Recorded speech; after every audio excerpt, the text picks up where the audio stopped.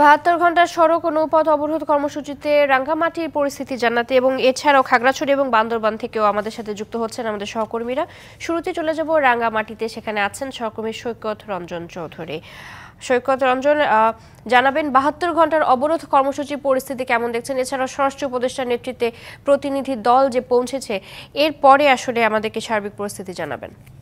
যেমনটি বলছিলেন, যুগ্ম ছাত্র এবং জনতা তাদের ৭২ ঘন্টার অবরোধ কর্মসূচি এবং একই সাথে সিএনজি, বাস, ট্রাক শ্রমিক মালিক ঐক্য পরিষদের অনির্দিষ্টকালের পরিবহন ধর্মঘট, দুটি কর্মসূচি কিন্তু রাঙ্গামাটিতে পালিত হচ্ছে।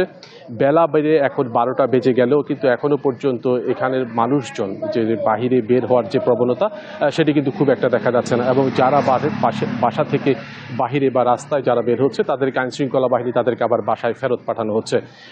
আইনশৃঙ্খলা পরিস্থিতি নিয়ন্ত্রণে রাখার জন্য শহরের বিভিন্ন মোড়ে মোড়ে প্রচুর সংখ্যক আইনশৃঙ্খলা বাহিনী অবস্থান নিয়েছে এবং কাউকে কোনোভাবেই জড়ো হওয়ার সুযোগটা দেওয়া হচ্ছে না, যেহেতু আইনশৃঙ্খলা পরিস্থিতি অবনতি হওয়ার একটি শঙ্কা থাকে।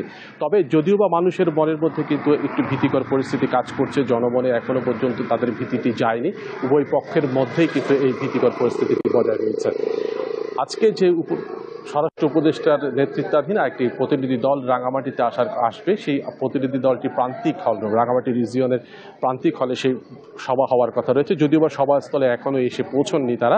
আমরা শুনতে পেরেছি যে তারা অল্প কিছুক্ষণের মধ্যেই হয়তো রাঙ্গামাটির যে তবচর যে বিজেপি যে ক্যাম্প আছে সেখানে তারা অবতরণ করবেন এবং তাদেরকে বরণ করার জন্য সেখানে চট্টগ্রামের বিভাগীয় কমিশনার এবং চট্টগ্রাম রেঞ্জের ডিআইজি সহ ঊর্ধ্বতন সকল কর্মকর্তারা সেখানে উপস্থিত আছেন। রাঙ্গামাটিতে এই অবরোধের কারণে কিন্তু সকল ধরনের যান চলাচল যেমন বন্ধ আছে, ঠিক তেমনি রাঙ্গামাটিতে কিন্তু দোকানপাট যা আছে সেগুলোও কিন্তু বন্ধ রয়েছে। কোনো ধরনের মানুষ অপ্রয়োজনে ঘোরাঘুরি করতে দিচ্ছে না আইনশৃঙ্খলা বাহিনী, এবং কঠোর অবস্থান নিয়েছে তারা। রাঙ্গামাটির সড়কগুলো মূলত আইনশৃঙ্খলা বাহিনী দখলে নিয়েছে এবং তারা এখানে কোনো ধরনের অপ্রীতিকর ঘটনা যাতে না ঘটে সেদিকে তারা সজাগ দৃষ্টি রাখছে। যদিও বা বাহির থেকে যে মানুষগুলো রাঙ্গামাটি থেকে বেড়াতে এসছে বা তারা বিভিন্ন কাজে রাঙ্গামাটি ছেড়ে অন্যত্র যেতে যাচ্ছে এবং পারিবারিক কাজে যারা রাঙ্গামাটি শহরে অভ্যন্তরীণের কোথাও যেতে যাচ্ছে, তারা কিন্তু যেতে পারছেন না শুধুমাত্র এই অবরোধের কারণে। এবং আজকের যে স্বরাষ্ট্রমন্ত্রী ও স্বরাষ্ট্র উপদেষ্টার যে বৈঠক, সে বৈঠকের পরেই জানা যাবে আসলে চলমান পার্বত্য চট্টগ্রামের পরিস্থিতি নিয়ে তারা কি সিদ্ধান্ত নিচ্ছে।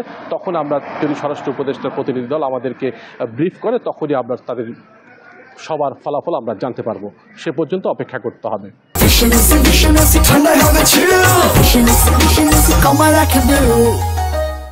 চৈতি, নিশ্চয়ই সৈকত রঞ্জন, আপনাকে ধন্যবাদ। আমাদের সাথে খাগড়াছড়ি থেকে আরো যুক্ত আছেন আমাদের সহকর্মী সৈকত দেওয়ান। সৈকত, খাগড়াছড়ির অবরোধ কর্মসূচি কেমন চলছে জানাবেন, সার্বিক নিরাপত্তা পরিস্থিতি কেমন দেখছেন?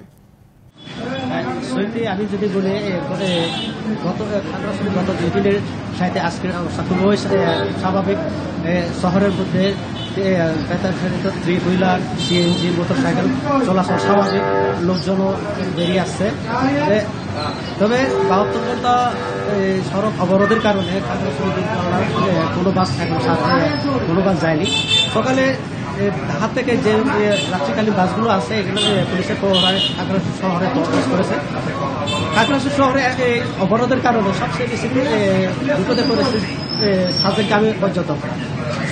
সকালে আমি সাজেকের যানবাহন মালিক সমিতির সাথে আমি কথা বলেছি, তারা বুকিংও নিচ্ছিলেন। পরে আবার 1 ঘন্টার পর পুলিশের পক্ষ থেকে জানানো হয়েছে মানে তারা নিরাপত্তা দিতে পারবে না। এখন সাজেকে কোনো পর্যটকের গাড়ি যাচ্ছে না। এখন তারা পর্যটকদের সাথে আমি কথা বলেছি, তারা বলছে আমরা এই হোটেলে বুকিং দেওয়া আছে, এগুলো তারা পাচ্ছে না।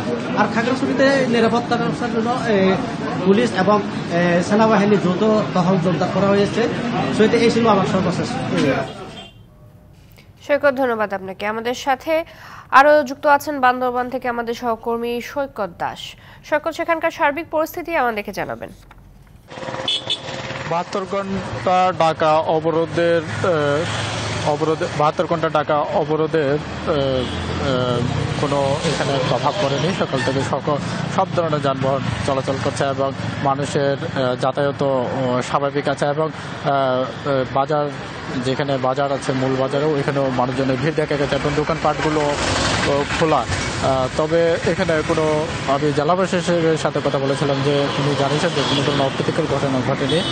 তবে আপনাদেরকে জানিয়ে রাখি যে গতকাল বিকেলে খাগড়াছড়ি এবং রাঙ্গামাটি সংঘাতের কারণে এর প্রতিবাদে গতকাল বিকেলে বড় ধরনের একটি বিক্ষোভ সমাবেশ হয় এবং মিছিল হয় এবং তার পরিপ্রেক্ষিতে সন্ধ্যা হতে হতে জেলা প্রশাসন থেকে একটি শান্তি এবং সম্প্রীতির বৈঠক বসে। এখানে জনপ্রতিনিধি এবং স্থানীয় যারা আছেন তাদেরকে দিয়ে মূলত এর একটা প্রভাব পড়েছে, যার কারণে যে সংঘাতের যে র্যাশ এটা পরেনি বান্দরবানে এবং জীবন যাত্রা স্বাভাবিক আছে বলতে গেলে।